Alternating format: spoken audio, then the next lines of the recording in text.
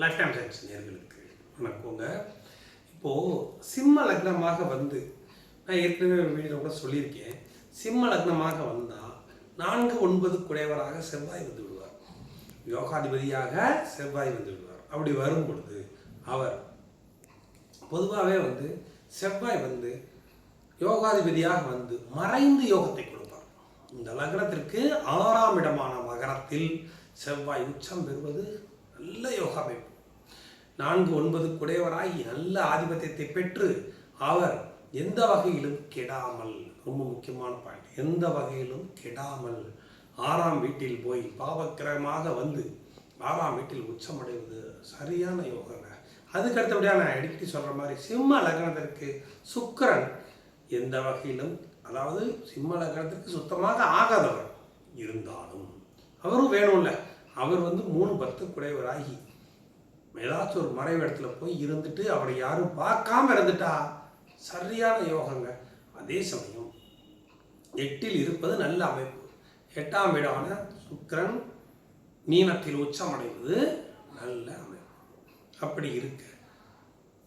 அடுத்தபடியாக லக்னாதிபதி சூரியன் உச்சமடைவதும் நல்ல அமைப்பு. நான் ஏற்கனவே சொல்லியிருந்தேன்.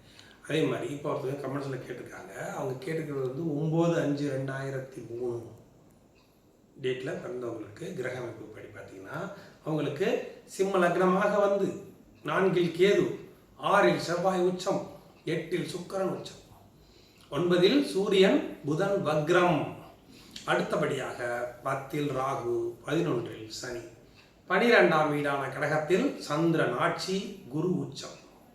எப்படி வந்திருக்கும் பொழுது இப்போ இவங்க ஜாதகப்படி படிப்பு எல்லாம் இப்படி இருக்கும். அதுக்கு அடுத்தபடியாக வந்து இந்த கிரக அமைப்புகள் எப்படி வருது அப்படிங்கிறதையும், திசைகள் எப்படி வருது அப்படிங்கிறதையும் இப்போ நம்ம பார்க்கலாம்.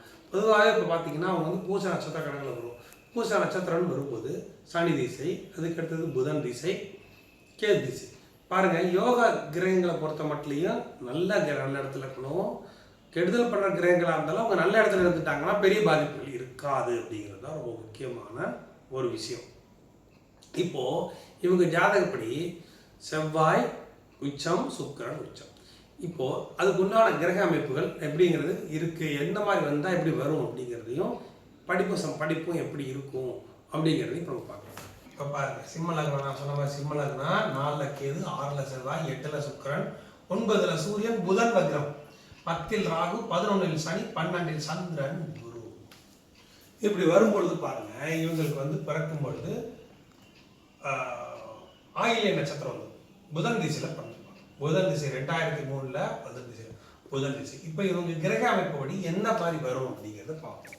புதன் திசை முடிஞ்சால் அடுத்தது 10 வருஷம் புதன் திசைனால 2003, 2013, 2020 வரைக்கும் கேது திசை. அதுக்கு அடுத்தது சுக்கிர திசை இப்போ நடக்கும். 2020க்கு அப்புறம் சுக்கிர திசை தான் நடக்கும். அப்படி வரும்பொழுது பாருங்கள், நான் என்ன சொல்லியிருந்தேன், இந்த லக்னத்திற்கு 1, 5, 9 குடையவர். முதல்ல இப்படி பார்த்தீங்கன்னாலே உங்களுக்கு விட கிடைச்சிடும்.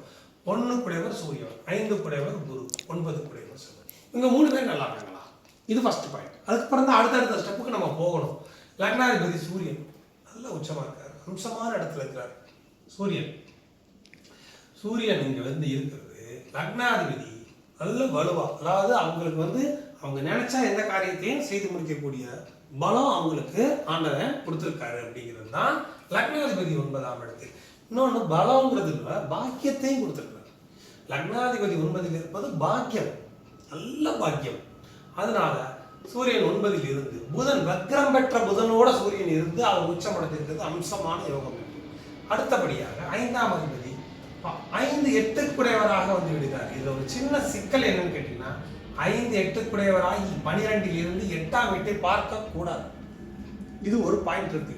குருவும் சந்திரனும் சேர்ந்து அதிக சுபத்துவத்தை குரு பெற்று விட்டார். குரு பெற்று 8ஆம் வீட்டை பார்க்கிறார். அப்போ இந்த குரு திசையோ சந்திர திசையோ தான் அதிகமான டிஸ்டர்பன்ஸை கொடுக்கும். அதே சமயம் இப்போ பாருங்க, அடுத்தபடியா வந்து 1 குடையவர், 9 குடையவர் செவ்வாய், 4-9 குடையவராய் உச்சம். அதுக்கு அடுத்தபடியாக பாருங்க, கேது இருக்கும் வீட்டதிபதி, ராகு இருக்கும் வீட்டதிபதி உச்சம் பெற்றால் சரியான யோக அமைப்புங்க. அப்படி பார்க்கும்போது கேது இருக்கு யார் வீட்டிலங்க? செவ்வாய் வீட்டில், அவர் உச்சம். ராகு இருக்கிறது யார் வீட்டிலங்க? சுக்கிரன் வீட்டில், அந்த சுக்கிரன் உச்சம். பாருங்க எப்படி வந்திருக்கு. அதே சமயம் இவர் வளர்பிறை சந்திரனாக வருகிறார். சூரியன்லேருந்து சித்ரா பௌர்ணமி நோக்கி போயிட்டு இருக்கார். அப்போ வளர்பிறை சந்திரனாக வருகிறார் சந்திரனும். அப்படி இருக்க ராகிற்கு வீட்டது கேதுக்கு வீட்டது உச்சம் அடைஞ்சாலே அவங்களுக்கு நல்ல யோக அமைப்புகளை கொடுத்துவிடும். அப்படி வரும்பொழுது இப்போ இவங்களுக்கு என்ன நடக்குது? புதன் திசை முடிஞ்சு கேது திசை முடிஞ்சு, கேது திசையே ரொம்ப டாப்பாக இருக்கும். அடுத்து சுக்கர திசை. இந்த சுக்கர திசை பார்த்தீங்கன்னா நல்ல யோக அமைப்புகளை கொடுக்குங்க. ஒரு பார்வை இருந்தாலுமே நல்ல யோக அமைப்புகளை தான் இவங்களுக்கு கொடுக்கும், கெடுதல் பண்ணாது. ஏன் அப்படின்னு கேட்டீங்கன்னா, இந்த சுக்கரன் அவங்களோட எந்த வகையிலையும் டிஸ்டர்ப் பண்ணு வேற யாரும் கிரகங்களை கெடுக்கல, தனிப்பட்ட முறையில் அவர் அங்கே இருக்கிறார். அப்படிங்கிறப்ப இந்த சுக்கரன் 8ல் சுக்கரன் 12ல் குரு இப்படி இருக்கும் பொழுது இவங்களுக்கு படிப்பை சம்மந்தப்பட்ட வகையில் எந்த டிஸ்டர்பன்ஸுமே இருக்காது. இவங்க நினைக்கிற மாதிரி படிக்க முடியும். அதுக்கடுத்த முடியாது. இந்த லக்னத்தை பொறுத்த மட்டும் பாருங்க, லக்னத்தை சனி பார்க்கறாரு, அதே சமயம் 8ஆம் பார்வையாக செவ்வாயும் பார்க்கிறார். 2 பாவக்கிரகங்கள் லக்னத்தை பார்த்தாலும் லக்னாதிபதி உச்சம். அதுக்கடுத்தபடியாக இந்த சனி பார்க்கறதுல இன்னொரு முக்கியமான விஷயத்த நான் சொல்லிடுறேன். இந்த சனி பார்க்கறதுனால இந்த லக்னத்துக்கு கெடுதல் கிடையாதுங்க. ஏன் அப்படின்னு கேட்டீங்கன்னா, நான் ஏற்கனவே சொல்லியிருக்கேன், ஒரு கிரகம் உச்சம் அடைஞ்சா எந்த வீட்டில் போய் உச்சம் அடைகிறோ அந்த வீட்டை இருந்து அவருக்கு நண்பராயிடுவார், பகைவராக இருந்தாலும். அப்படி பார்க்கும்போது இந்த செவ்வாய் உச்சம் அடையும் போது இவருக்கு சனி நட்பாயிடுவார். நட்பாகும் பொழுது இந்த சனி கெடுபலன்களை கொடுக்க மாட்டாங்க, இந்த 6ஆம் வீட்டு கெடுபலன்களும் இருக்காது. இதுதான் இதில் ப்ளஸ் பாயிண்ட். அப்போ செவ்வாய் யோகாதிபதி 4, 9 கூடியவர் லக்னத்தை பார்க்கத்தான் வேணும். லக்னத்தை கண்டிப்பா செவ்வாய் பார்க்கணும். இந்த இடத்துல பார்த்தாதான் யோகம். அவரும் பார்த்துட்டாரு. இந்த சனி பார்வை கெடுதல் செய்யாது. ஏன்னா உச்சம் பெற்றிருக்காரு செவ்வாய். அந்த வீட்டதிபதி சனி கெடுதல் பண்ண மாட்டார். ஏன்னா அவர் நட்பாயிவார் இந்த இடத்துல. அப்படிங்கிறப்ப இவங்க பேர் பார்க்கறதும் கெடுபலன்கள் யாரு செவ்வாய் பார்க்கறதுனால யோகம்தான். அப்போ இவர் தனித்திறமையில மேல வரக்கூடிய ஜாதகம். இது நல்லா மைனூட்டா திங்க் பண்ணி பாருங்க. கிரக அமைப்புகள் பாருங்க. புதன் திசை ஃபர்ஸ்ட், இப்ப கேது திசை, அதுக்கு அடுத்தது சுக்கரனும் மறைவான இடத்துல இருந்து யோகத்தை கொடுக்குறாங்க. அதுக்கடுத்து பாருங்க, இந்த லக்னத்துக்கு நட்பான கிரகங்களா வரும். சூரிய திசை, அதுக்கு அடுத்தது சந்திர திசை, அதுக்கு அடுத்தது செவ்வாய் திசை, அதுக்கு அடுத்த ராகு திசை, நல்லா இருக்கும். குரு திசை தான் டிஸ்டர்ப் பண்ணும். ஏன் அப்படின்னு கேட்டீங்கன்னா, இந்த குரு 8ஆம் வீட்டை பார்க்க கூடாது. 8ஆம் வீட்டை பார்க்கறதுனால அந்த குரு திசை தான் இவங்களுக்கு கெடுதல் பண்ணும். ஆனால் மற்ற எல்லா கிரகங்கள் அமைப்புகளும் வெளிநாடு போகிறதுக்கு இந்த சுக்கர திசையில் இவங்களுக்கு என்னென்ன வேணுமோ அவ்வளவே பண்ணி கொடுத்துருக்கு.